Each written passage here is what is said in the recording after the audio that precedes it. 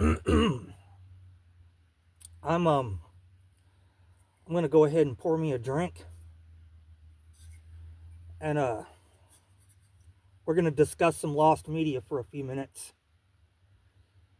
and then I'm gonna do what I do best. I'm going to dismantle a 40 ounce and dismantle some folks' feelings by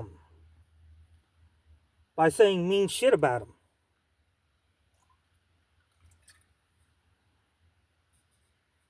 Oh, that. This is what they refer to as a stiff one, folks.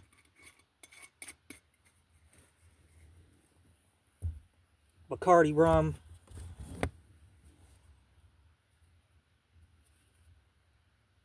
I don't normally mix shit, but with this stuff, you got to make an exception. I didn't think this out very well. Let me sit this down.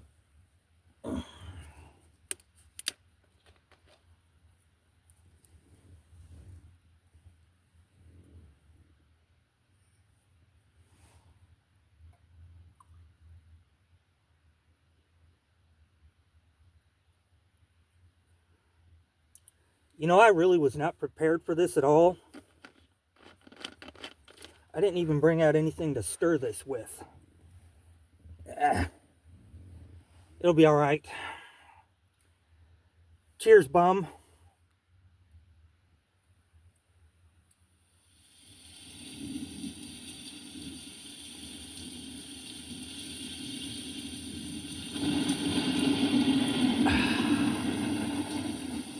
Whew.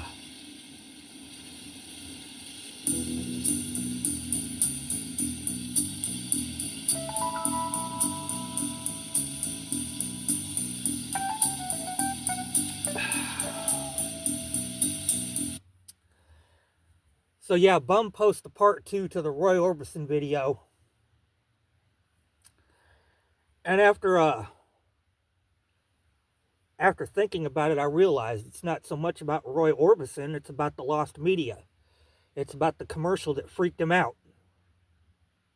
And he can't find it anywhere, even though he knows he saw it and he knows what it did to him. Well, I left Bum a comment on that video talking about I had an experience much in the same vein as that. Except my lost media experience wasn't with a musician, it was with an actor. An actor named Dennis Weaver.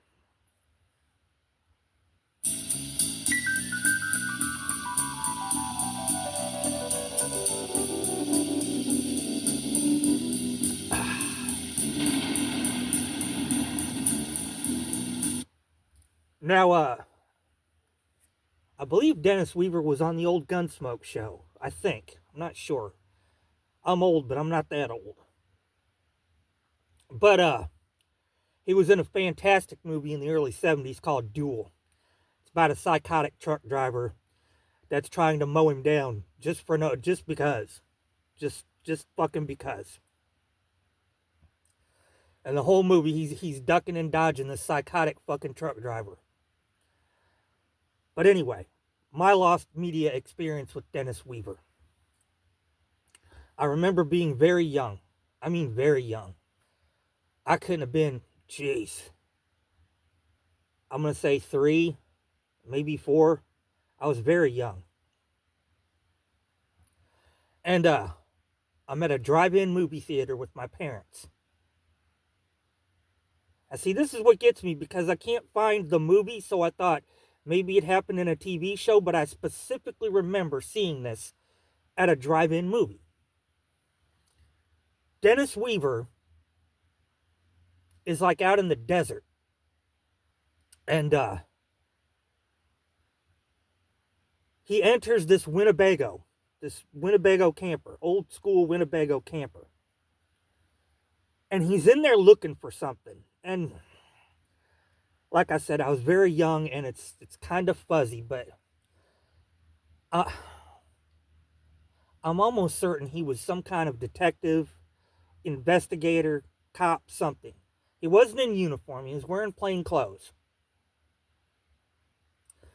But he goes into this Winnebago camper.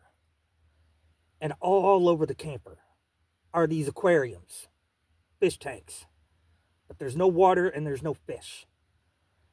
All the aquariums are filled with rattlesnakes.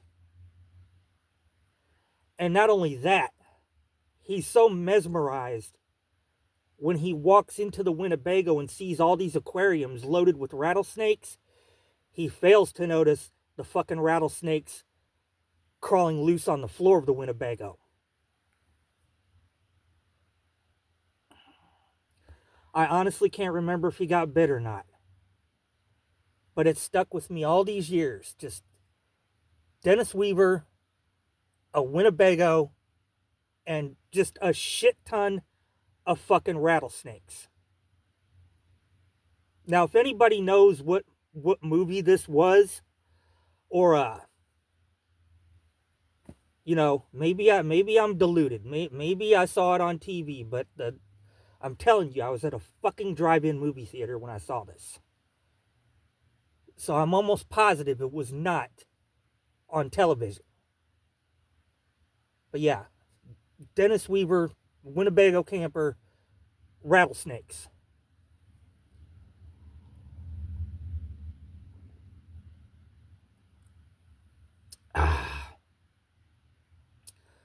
The thought of it freaks me out to this day. Rum and Coke.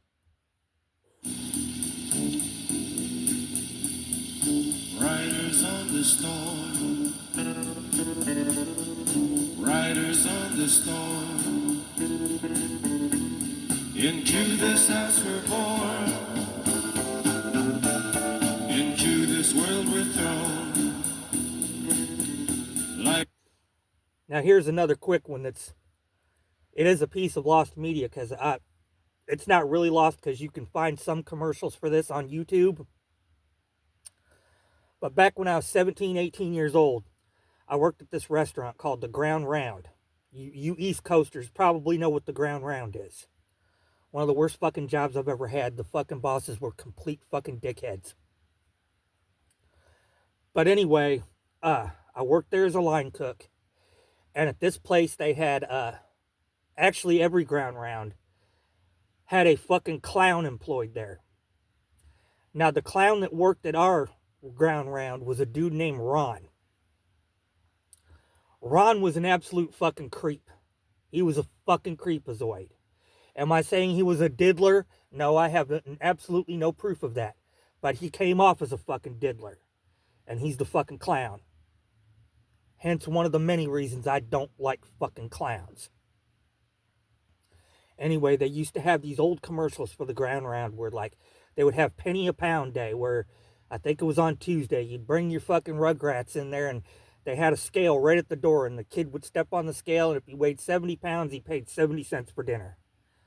Yeah. Good old days.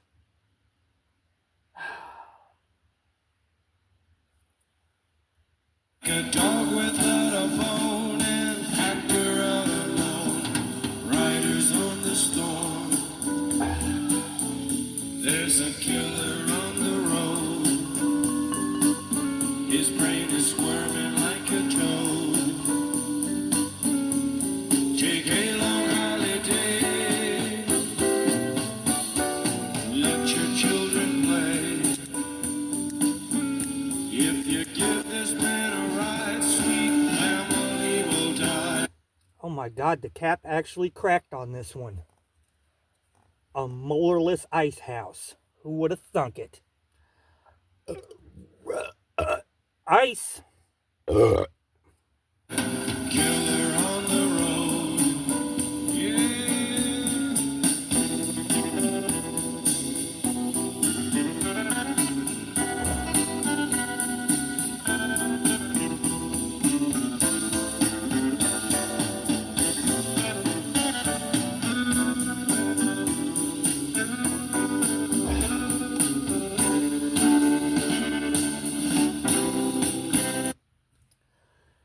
Shout out to Nordic Pants.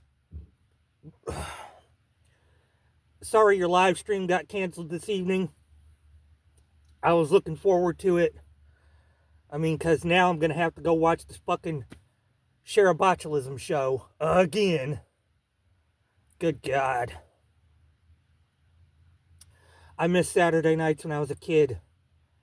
They had this local production from St. Ambrose University in Davenport, Iowa. It was these two guys.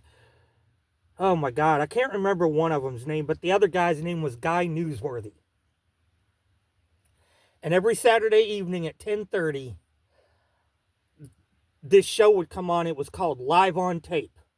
It was on the old cable access channel in Davenport, Iowa. It was a great fucking show. Yeah. If that was still on, I'd definitely be watching that. Instead of those fucking assholes on the Share an Address show. But what are you going to do? You got to fucking watch something. Ice. Girl,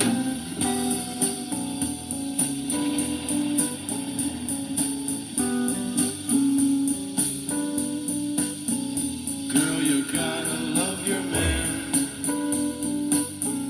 Girl, you gotta love your man. Take him by the hand. Make him understand. The world on you depends. Our life will never end. Gotta love your man. Yeah.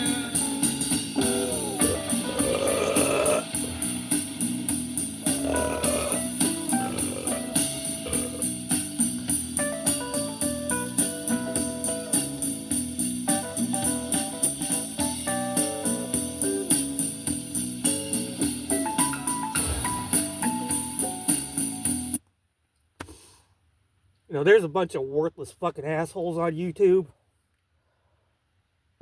Like that fucking clown in the Lakers jersey. And fucking Cowser and Pen Pal. But at least those assholes make videos. You know? They're degenerate motherfuckers. But at least they make videos.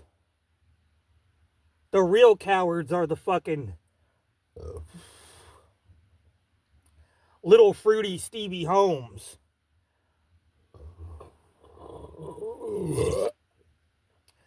And the neckbone McGrizzles. And the based Brooks. And the fucking, good God. I can't even remember all their names because their names aren't worth remembering. Just typey. In mom's basement. Or they're, you know, in their late 30s, early 40s, and they're in fucking grandma's basement. Fucking pathetic losers. Ice.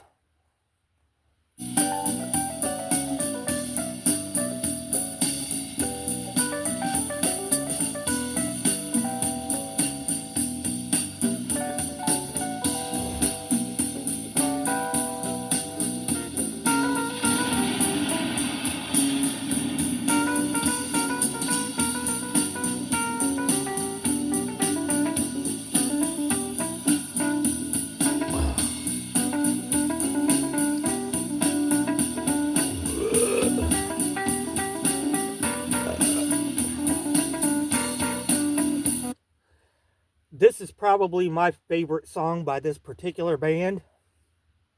I don't know, the end is pretty good too. But I'm watching a documentary about the Doors the other night.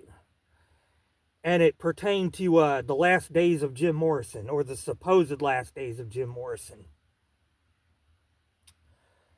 And you know, he kind of righted the ship a little bit after all that bullshit went down in Miami, and he got wrongly convicted of, wrongly convicted of pulling a P. Diddy, which he didn't do. And he fucked off to Paris.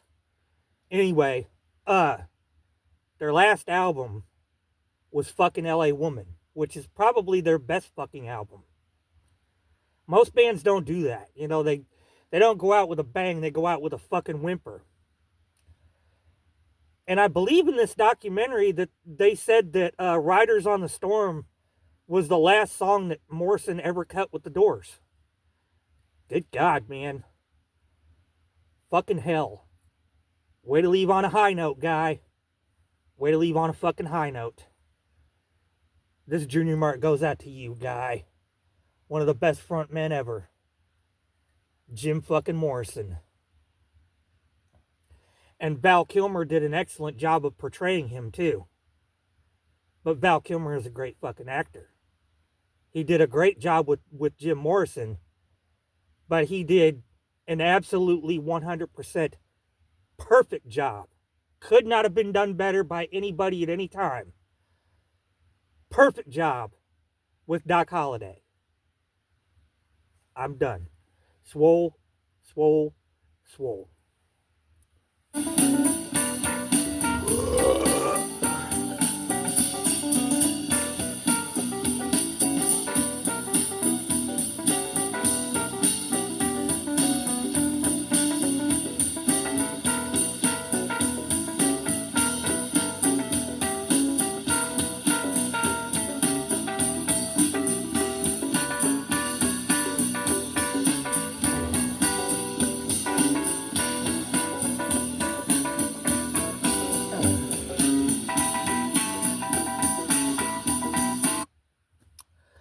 I'm drunk and you are not heterosexual.